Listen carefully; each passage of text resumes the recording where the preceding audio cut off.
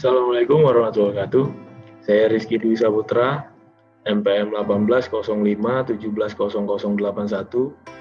Kali ini saya akan mempresentasikan makalah ilmiah teori akuntansi saya mengenai aset tak berwujud dengan judul Perspektif Akuntansi terhadap Intellectual Capital.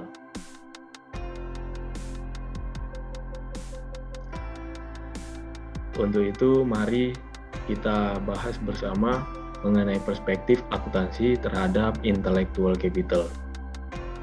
Pertama, untuk di bagian pendahuluan, saya akan menjelaskan di bagian pendahuluan. Nah, di bagian pendahuluan ini terdapat latar belakang.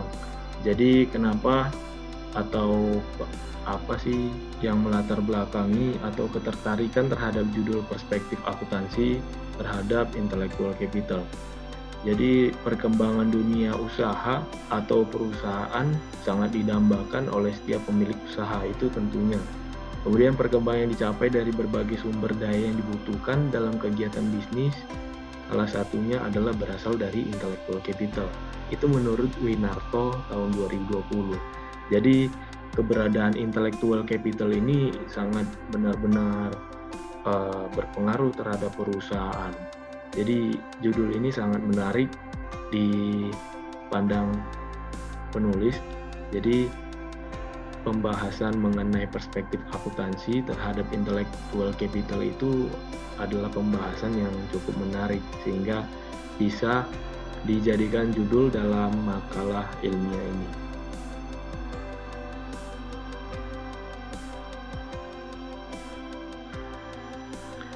Oke, nah kemudian kita masuk kepada pembahasan. Di dalam pembahasan pertama tadi kita cerita tentang perspektif akuntansi terhadap intellectual capital. Cerita tentang intellectual capital, apa sih intellectual capital itu? Jadi intellectual capital itu adalah menggambarkan aset atau sumber daya intangible atau non-fisikal dari sebuah unit bisnis yang meliputi proses, inovasi, bentuk, dan pengetahuan yang tidak berwujud. Jadi intellectual capital itu adalah bagian dari aset tak berwujud, dan intellectual capital itu adalah bagian dari aset yang tidak terlihat, namun keberadaannya itu sangat penting. Contohnya itu adalah keberadaan intangible asset ini mampu meningkatkan keunggulan dari perusahaan. Contohnya seperti ilmu atau skill yang ada pada para karyawan atau bagian-bagian karyawan lainnya. Kemudian menurut PSAK nomor 19 revisi tahun 2009 paragraf 8, definisi aset tidak berwujud adalah aset moneter yang dapat diidentifikasi tanpa wujud fisik. Nah, itu menurut PSAK.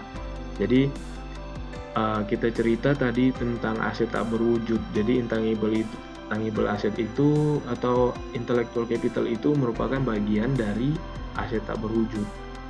Nah, intellectual capital juga merupakan salah satu research based teori karena memenuhi kriteria sumber daya yang termasuk di dalamnya dan membantu dalam mencapai keunggulan unit bisnis. Pandangan akuntansi terhadap intellectual capital. Terdapat 3 pandangan. Yang pertama, jenis intellectual capital itu merupakan jenis aktiva yang tidak berwujud. Jadi intellectual capital itu merupakan jenis aktiva. Nah, aktiva itu terbagi menjadi 3. Yang pertama aktiva lancar, aktiva tetap, dan aktiva tak berwujud. Jadi intellectual capital ini bagian dari aktiva tak berwujudnya. Intellectual capital merupakan bagian aktiva tak berwujudnya. Kenapa aktiva dikatakan intellectual capital merupakan aktiva tak berwujud? Karena intellectual capital ini tidak dapat diukur dengan angka ataupun karena intellectual capital ini bisa diukur dengan angka ataupun non-angka secara narasi. Kemudian pandangannya itu pengukuran intellectual capital terbagi menjadi dua pengukuran. Dilakukan dua pengukuran, yang pertama monetary dan non-monetary. Jadi maksudnya apa nih? Monetary itu adalah bersifat materials atau uang, dan non-monetary itu adalah bersifat non-materials atau uang. Jadi ada dua bentuk pengukurannya yang seperti saya bilang tadi. Jadi intellectual capital ini bisa diukur secara angka dan bisa diukur dengan secara tidak angka atau narasi atau pengakuan secara narasi. Kemudian bagaimana pelaporan intellectual capital? Jadi pelaporan intellectual capital ini adalah pelaporan di dalam laporan keuangan. Intellectual capital ini kan merupakan bagian aset, aktiva. Nah, aktiva ini biasanya dimasukkan dalam pelaporan neraca. Karena intangible capital ini memiliki suatu porsi tersendiri, jadi intellectual capital ini tidak dimasukkan dalam laporan neraca. Oke, lanjut. Nah, implikasi.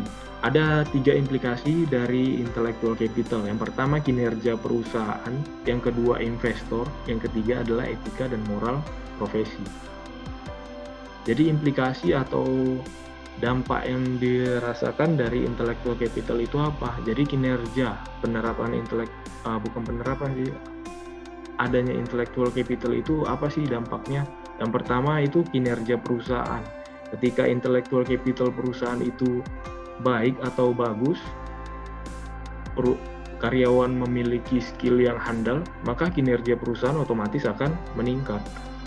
Sedangkan untuk investor, ketika kinerja perusahaan meningkat, maka munculkan profitabilitas yang tinggi, sehingga investor itu tertarik untuk menanam saham di perusahaan yang memiliki profitabilitas yang tinggi atau kinerja perusahaan yang baik. Kemudian etika dan moral. Jadi intellectual capital itu mencerminkan etika dan moral profesi yang baik, sehingga bisa dilakukan sehingga perusahaan dapat mampu bersaing dengan perusahaan lainnya, atau dengan kata lain intellectual capital ini dapat memberikan efek daya saing atau citra perusahaan yang baik. Oke, di bagian terakhir kita penutup. Di bagian penutup ini saya akan simpulkan dari seluruh presentasi saya. Pertama, dalam perspektif akuntansi, intellectual capital itu merupakan aset tetap tidak berwujud yang merupakan sumber daya yang sangat penting bagi perusahaan, sehingga para investor akan menilai perusahaan secara keseluruhan akan memberikan nilai lebih bagi perusahaan yang mempunyai kinerja baik. Kemudian untuk pengukuran dan penilaian terhadap intellectual capital biasanya menggunakan dua pengukuran, yaitu monetary dan non-monetary.